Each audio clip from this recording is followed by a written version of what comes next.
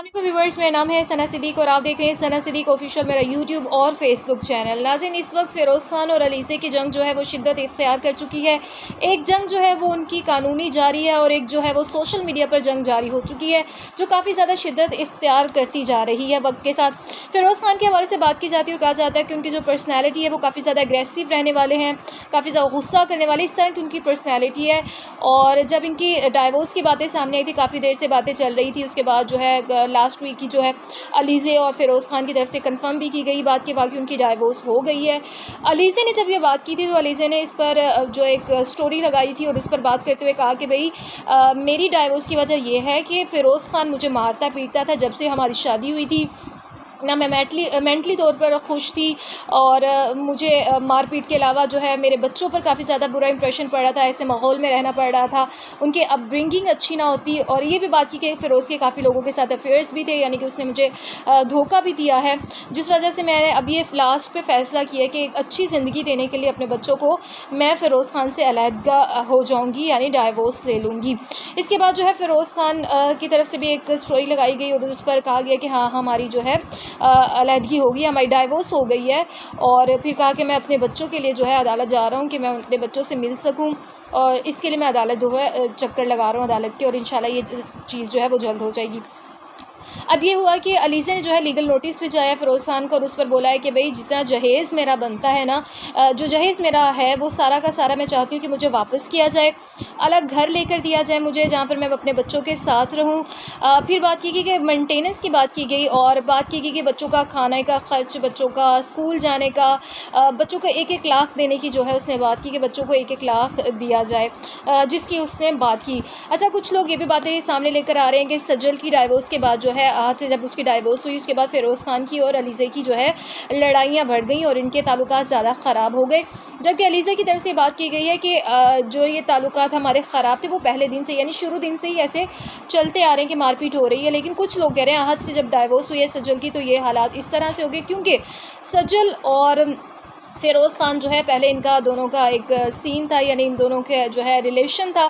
जो ब्रेकअप हो गया इनका। और ब्रेकअप होने की वजह भी ये बताई गई कि फ़िरोज़ खान काफ़ी ज़्यादा एग्रेसिव है, वो सज्जल पर हाथ उठाता था। और सज्जल को जब ऑफ़र हुई बॉलीवुड में मूवी मॉम और उसने वो एक्सेप्ट की और वहाँ पर चली गई, और इस बात पर उनकी आपस में लड़ाई हुई और उसने सज्जल पर हाथ भी उठाया। सज्जल की तरफ से इस तरह की कोई बात नहीं की गई, लेकिन बाद में चीज़ें जो है निकल कर सामने आ रही है कि जो इनकी ब्रेकअप की वजह बनी थी। और अली से भी कुछ इसी तरह कह रही है कि इसका बिहेव कुछ अच्छा नहीं है और ये इस तरह से मारपीट करता है।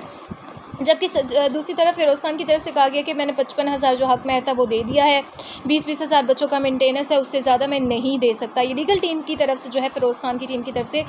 बात की गई है और कहा है कि बच्चों के 1-1 लाख मेंटेनेंस जो आप चाहते हैं वो हम आपको नहीं दे सकते, सिर्फ 20-20 हज़ार रुपये हैं जो हम दे सकते हैं और वो हम दे रहे हैं। इसके अलावा मुझसे किसी भी चीज़ की जो है डिमांड ना करो, मेरे से सोचो भी बात कि मैं तुम्हें दूँगा। एक और बात की गई है लीगल टीम की तरफ से, उसने कहा कि आप तो कराची में ही रहती हैं और आपने टीसीएस के ज़रिए जो है ये नोटिस वगैरह भिजवाए हैं और आपने देरी कर दी है। अगर आप पहले मुतालबा जो आपके मुतालबात हैं आप टीसीएस जो है जल्दी करवा देती, ये जल्दी हम तक पहुंच जाते हैं नोटिस, तो हम आपकी बात जो है वो मान लेते और जो आप चीज़ें मांग रही हैं वो आपको हो जाता। लेकिन अब आपने लेट कर दिया ना, अब ये चीज़ आपको नहीं मिल सकती। फ़िरोज़ खान ने इस पर बात करते हुए कहा, फ़िरोज़ खान ने कहा कि अब मैं तुम्हें किसी सूरत नहीं छोड़ूंगा, जो तुमने करना था तुमने कर लिया, अब मैं तुम्हें बताऊंगा कि मैं किस तरह से तुम्हें इस पर जलील करता हूँ, या किस तरह से तुम्हें फेस करता हूँ इन चीज़ों के साथ, तुम किस तरह से देखते हो, क्योंकि तुमने मेरा एक इंडस्ट्री में नाम ख़राब कर दिया। तुमने लोगों में बात करते हुए कहा कि भाई फ़िरोज़ खान जो है वो मारता पीटता है, फ़िरोज़ खान की नेचर इस तरह की है, तो तुमने मुझे इंडस्ट्री में बदनाम किया, तो अब मैं तुम्हें बताऊँगा कि मैं किस तरह से तुम्हें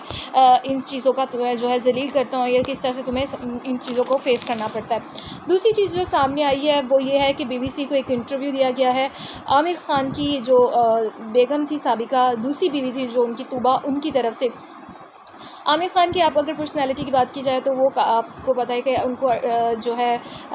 उनकी वफ़ात हुए काफ़ी अरसा गुजर गया, लेकिन लोग अभी भी उनको याद करें, लोगों के दिल से उनकी वो नहीं निकल रहे, लोग अभी भी उनके ऊपर बात करते हैं, उनके हवाले से बात करते हैं। अब एक जो चीज़ सामने आई है उनकी दूसरी बीवी जो थी उनके हवाले से थी आई है। तूबा ने बीबीसी को एक इंटरव्यू दिया है और उसमें अपनी निजी ज़िंदगी के हवाले से बात की है। आपको एक बात बताऊं, जब ये डाइवोर्स हुई थी तो तूबा ने इस पर कोई बात नहीं की थी। आमिर लियाकत की डेथ हुई है तो उसने कोई बात नहीं की, सामने सामने नहीं आई। उसने बस अच्छे अल्फाज में